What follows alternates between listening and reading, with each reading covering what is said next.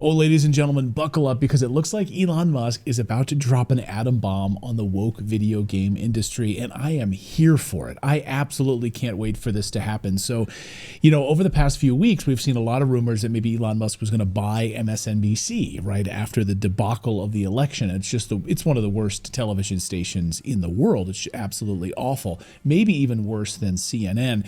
That doesn't appear to be the case because it's a losing game right now. Who wants to buy a cable news station? No one's watching that anymore. No one watches cable news unless you're 75 years old, right? But what about the video game industry? How can we destroy the woke video game industry? And Elon Musk has been outspoken about this for many, many years. I mean, if you thought the man who gave us Tesla, SpaceX, Starlink, he's got rockets, he's got electric cars, if you think that he is content and you know how much of a video game fan he is, we've covered that extensively here on the show. Are you in the top 20 in the world or top 20? Wow, in Diablo. Yeah. Then it's no surprise that Musk's latest venture, xAI, isn't just about dabbling in artificial intelligence inside of the X platform, Grok. If you're on X and you see Grok on the right, that's of course his other section of his company and a subsidiary of X. It's gearing up now to enter the video game industry as a publisher, and not just any publisher, but one with a mission to make gaming great again. I love this. That's right. So Musk's company is about to take aim at what he's openly criticized as the downfall of modern gaming. He's talked about censorship. He's talked about pandering, the relentless march of the woke ideology. Why when I launch these games from now on, I have to pick pronouns? Like what kind of, and there's sexual ideology shoved into these games for our children. It's disgusting. And that should be removed from these video games. Keep your ideology away from my video games. And Elon Musk is all about that. If you've been following his posts on X, you already know he hasn't exactly been subtle about his disdain for what he sees as the corrosive influence of woke culture on creative industries. But now it seems like he's ready. He's really ready to stop talking and start acting. And of course, a number of months ago when he was openly critical of Sweet Baby Inc., which was basically censoring video games and trying to force a woke ideology into these games, pushing the sort of sexual gender identity stuff down our children's throats. Sick stuff, really sick stuff, right? He was vocal about it. And there was a lot of speculation at the time, like, would Elon Musk start a gaming company? And you should see the responses. I mean, in the tweet thread after he made that post, people were like, why don't you start a company? Why don't you start a company? And I think he even tweeted back with like a,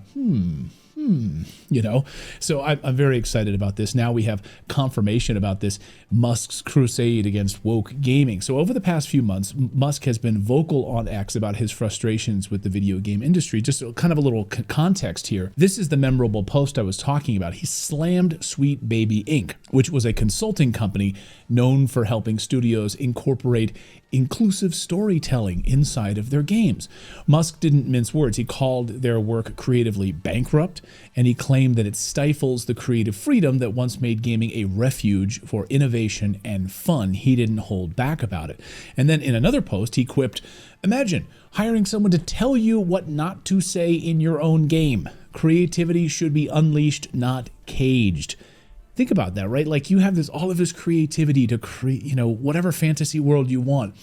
And then there's a consulting company named Sweet Baby Inc., which you hire to bring in to make you more woke, to censor what you want to say and to shove in gender ideology and other woke BS inside of your game. Like, can you imagine how morally and creatively bankrupt you must be to hire a company like that? These are not just throwaway comments. They represent Musk's broader philosophy about gaming and storytelling, one where the creators call the shots, not DEI consultants or corporate overlords worried about some sort of social media backlash because they did something, oh my God, they did a little something off color?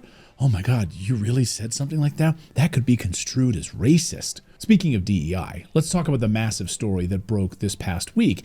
A study revealed that diversity, equity, and inclusion DEI programs in businesses aren't just ineffective, they actually harm creativity, they harm collaboration, and they harm productivity. This wasn't some fringe publication making the claim either. The New York Times had the story, but then allegedly buried it because they had fear of a staff revolt, right? Like people at New York Times were like, you're going to publish this truth that came out of this study? We're out of here. We're leaving the New York Times. Unbelievable, right? Instead, outlets like the New York Post had to pick up the slack and actually shine a light on what's really going on with this study. Musk, not surprisingly, had something to say about it as well. He called it predictable, adding that ideological conformity is the enemy of innovation. So if you think about it, this mindset aligns perfectly with the gaming industry's current struggles. Major studios churning out uninspired, woke, cookie-cutter games that feel more like they're lecturing us than actual entertainment. It's no wonder indie games are taking off, where developers are often free to take risks. They're eating their lunch right now. And it's also why I see so many retro gamers like myself who say, I'm not even going to play a lot of these modern woke garbage games. I'm just going to go back and play some classic games. There's so much in my backlog from 20 years ago that I don't need to play Dragon Age the Veilguard, where they're openly promoting transgender reassignment surgeries in the character creator, which is part of their character creator. I mean, literally have top surgery in there. That was enough for me. Absolutely no way I was playing that game. To me, that's sick. You're going to push that on our children? Absolutely not. If you're an adult and you want to cut off part of your body, great. Don't push it on our children. Don't make it a part of a video game culture and force that down our children's throats. I mean, that's just one example. Of course, the list is pretty endless there. So that's where we enter Elon Musk's xAI company, which Musk has teased as the gaming publisher that's going to bring back the glory days of the industry. And if you read the comments, there's actually a lot of game publishers, or a lot of game developers, excuse me, that are saying, hey, can we be a part of this? We are anti-woke. We want to be a part of your new game publishing company. And I think this is definitely exciting. While the details are still under wraps, here's what we do know so far. Freedom of expression. So Musk has made it clear that xAI games won't bow to the outrage mob. Developers will have the creative freedom to make the games they want to make. They won't have to listen to like Kotaku or other woke publications that no one reads, putting their woke agenda on top of these games and sort of being incredibly critical about those games. Nope, you have free reign. Freedom of expression to make the games that you want, which is amazing. Number 2, focus on fun. Imagine that. Musk believes gaming has lost its way by prioritizing messaging over gameplay. So expect xAI to double down on the mechanics, innovation, and what he calls pure escapism. That's why we play video games.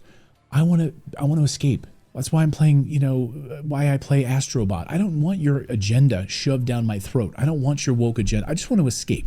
That's what I want. The world is effed up enough. When I play video games, don't force it down my throat. Number 3, AI-driven development. So this is an xAI product after all, and Musk has, and it's, when you log into X, you'll see Grok right on the side there. So that's what this is all about. Musk has hinted that artificial intelligence can play a big role in the development process here, potentially allowing smaller teams to create massive, higher quality games without the need for all of these bloated budgets.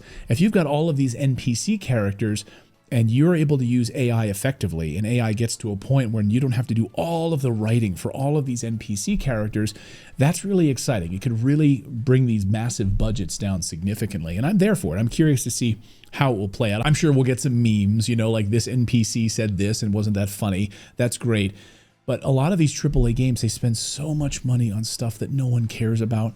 No one cares about, like the perfect shading of a piece of grass in the park. All of this stuff that is wasted by multi-million-dollar budgets in AAA games. Like, just give us a great game and save some of this money so you can make more games. The 10-year projects. Give us 3 great games over a couple of years. And I think that's where AI could really come in here. Number 4, challenging the status quo. This isn't just about making good games. Musk also wants to challenge the very foundations of how the industry operates, calling out what he sees as like ideological monopolies that are driving gamers away right now, who don't want to play games because they're sick of it, or they're going back and they're emulating old games when they know that this woke stuff didn't exist.